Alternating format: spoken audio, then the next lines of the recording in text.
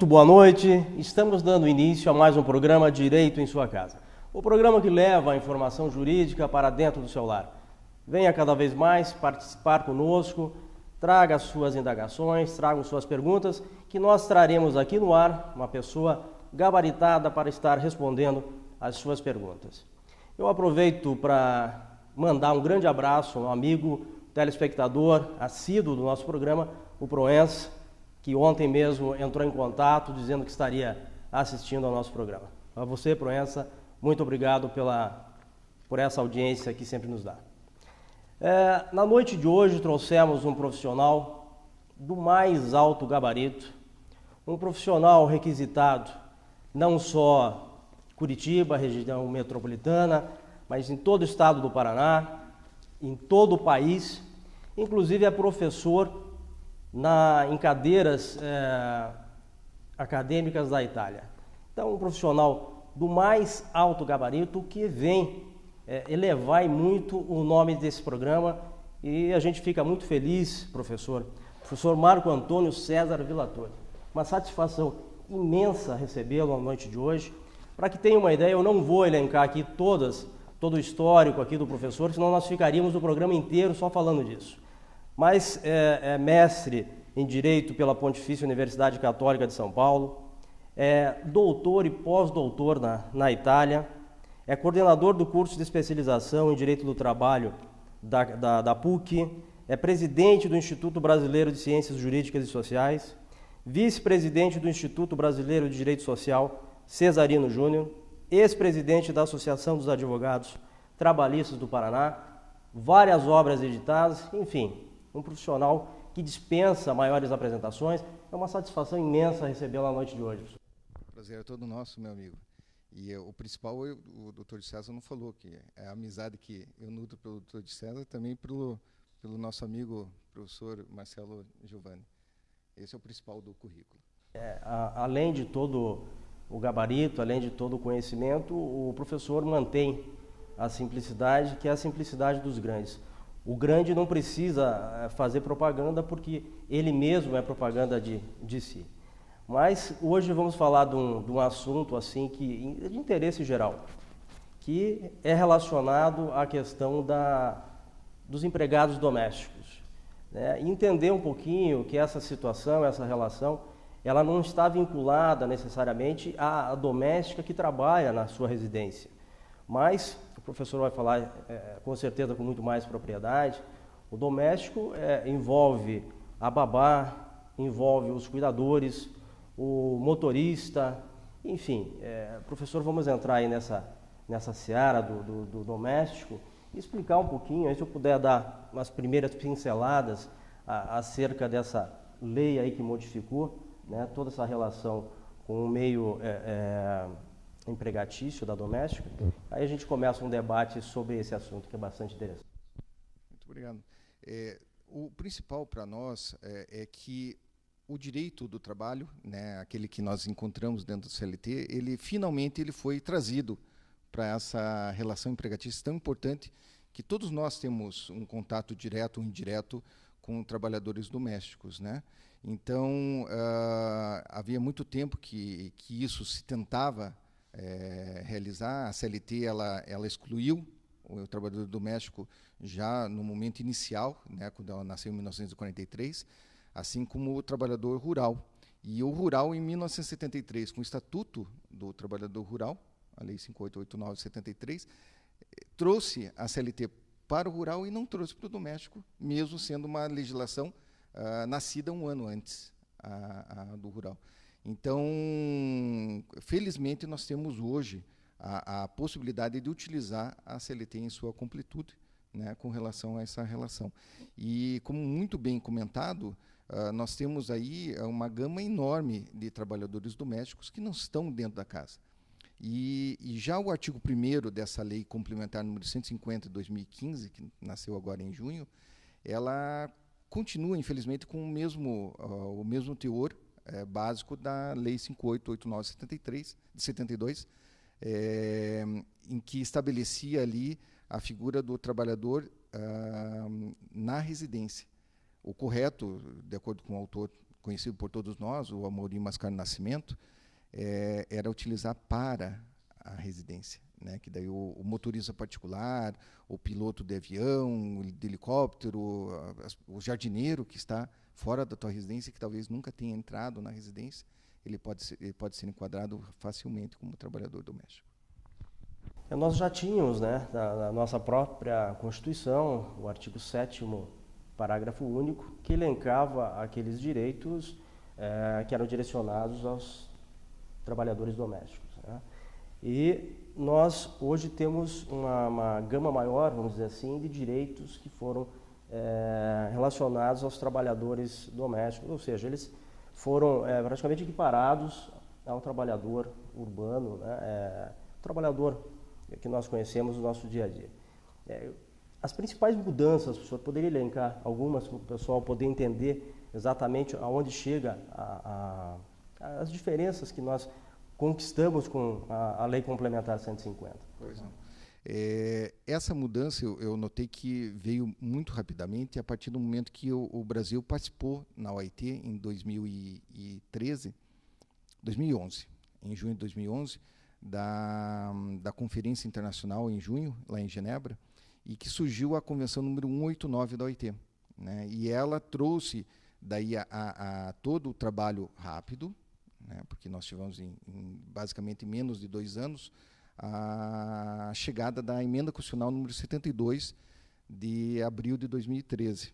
E lá trouxe vários direitos muito importantes que não estavam elencados no parágrafo único desse artigo 7º, como a questão da hora extra, a duração do trabalho, porque nós não tínhamos uma regra sobre a duração, não tinha 8 horas diárias, 44 semanais, hoje nós temos isso já desde o início com a chegada da emenda constitucional 72, né? E alguns direitos eles foram colocados como com necessidade de ter uma lei complementar para surtir efeito.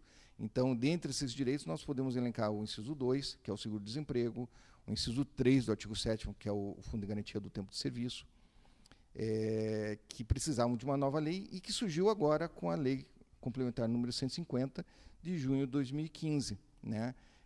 Trazendo a obrigatoriedade de todo empregador de inscrever o seu empregado no e-social e aí fazer esse pagamento de uma forma englobada, né? Não só com relação a esses 2 itens que eu estou falando, mas também a um seguro de 0,8%, também a um pagamento suplementar do Fundo de Garantia, no caso de dispensa involuntária, dispensa sem justa causa.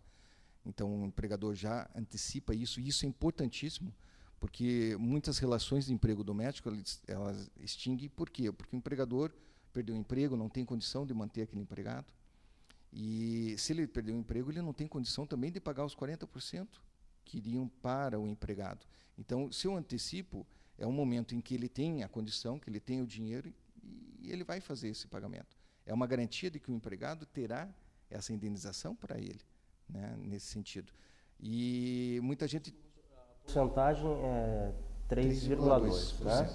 Eu só, desculpa interrompê-lo, mas fazendo essa cobrança, chegando ao final do contrato, se esse valor não alcançar os 40% da multa, há um complemento, daí seria isso? Ao final, é mais ou menos como a gente fazia o cálculo dos 11,2%, 40% mais o 8% mais 40%, né, sobre os 8%. Então, a questão principal que eu fico com um pouco de dúvida, e que até o ideal seria fazer dessa forma, é: se o empregado se demite, ele não tem direito aos 40%. E esse dinheiro que o empregador já depositou mês a mês de 3,2% sobre o salário do empregado, ele voltaria para o empregador? Após quanto tempo? Porque, vamos supor, eu sou um empregado doméstico e o empregador deixa de pagar meu salário por 2 meses. É um caso de rescisão indireta, a justa causa minha contra o empregador. E eu me demito e eu entro com a reclamatória pedindo o quê? Pedindo a reversão daquela demissão para uma dispensa sem justa causa, que é a despedida indireta, né? Mas quanto tempo vai demorar isso? alguns meses, até o juízo encaminhar a intimação para que o empregador vá em juízo, vão fazer audiências e tal. Então, no meu entender, esse dinheiro dos 3,2% não podem voltar para o empregador pelo menos por 3 anos. Por quê? Porque nós temos 2 anos para entrar com a ação, né, retroagindo 5 anos, e não há uma garantia de que o empregador vai saldar isso. Nós sabemos que empresas acabam não pagando porque não tem dinheiro em conta. Imagine um empregador doméstico que está desempregado ou que já sabidamente ele não coloca nada na conta dele, justamente para não pagar nada para o empregado. E nós temos até um prejuízo nesse caso dessa nova legislação, é a retirada do artigo 3º, inciso 1, da Lei 8.009, de 90, que é aquele da penhora de bens de família. Por quê? Porque o empregado doméstico, serviçal do lar, ele tinha direito de ir buscar bens de família.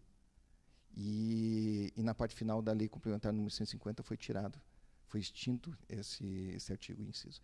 Então, o que era a parte principal que eu achei ruim nesse caso é a falta de garantia de que você vai conseguir saldar uma dívida junto ao empregador, né? É uma relação muito sui generis, né, dentro desse contexto empregatício.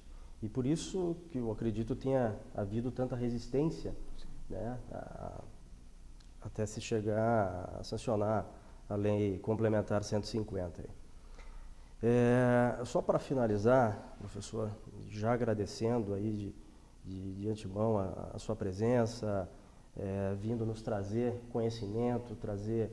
esse programa, evidentemente, hoje é brindado aí com a sua presença.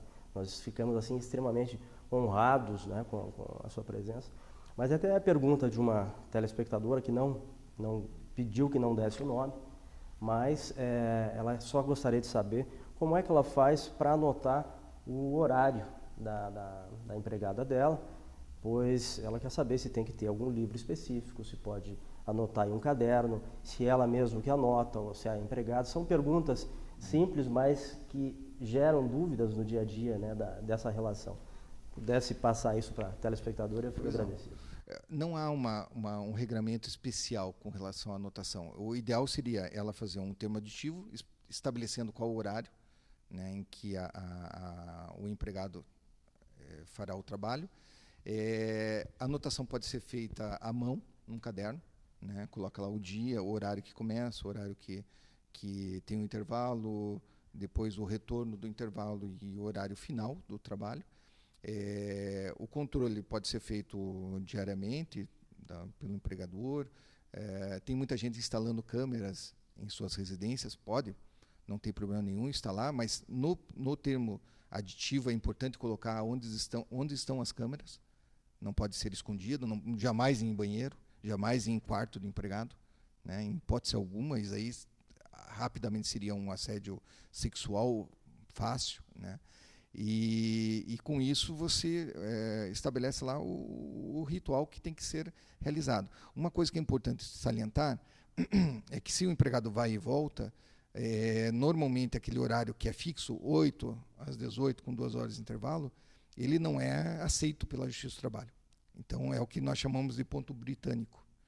O ideal seria o horário que a pessoa chega, 8h05, 8h03, 7h52, 7h59, ele vai anotar o horário que ele chegou e começou a executar o seu trabalho. Não precisa colocar controle de ponto, até porque custa caro um controle de ponto, né?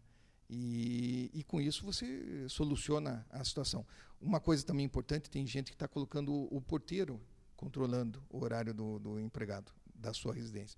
Não é atribuição do porteiro do condomínio fazer isso. E não pode fazer isso, né? O porteiro é do condomínio, não é do morador.